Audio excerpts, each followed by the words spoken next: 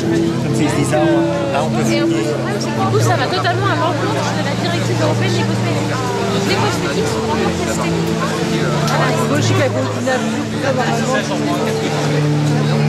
Alors, oui, alors, le problème, c'est que les ingrédients en France sont obligatoirement testés. Alors, c'est pas ça.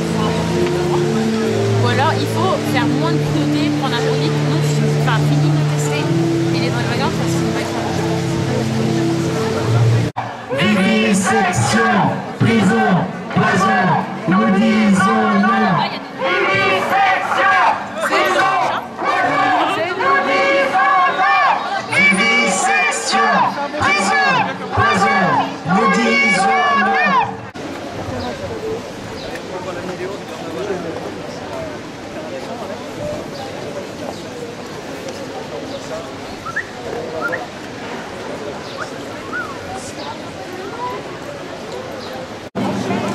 Nous sommes réunis aujourd'hui pour dire non à la vivisection.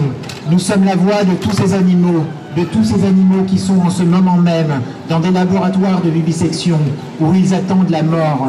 Ce sont 5 animaux par seconde qui sont massacrés à mort chaque seconde dans le monde au nom d'une science qui n'en est pas une.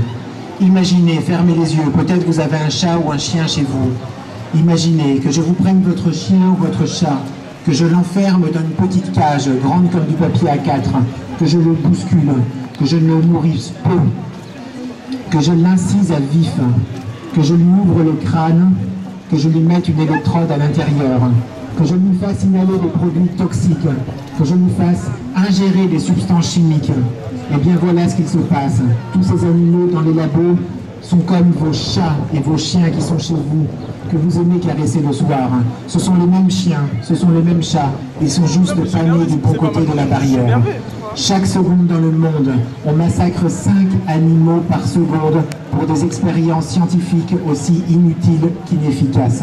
Voilà pourquoi nous sommes là aujourd'hui. En France, chaque année, plus de 3000 primates issus d'élevage ou capturés dans la nature et transportés depuis les pays d'Asie dans des conditions absolument lamentables, entre autres par la compagnie Air France KLM pour ne pas la citer.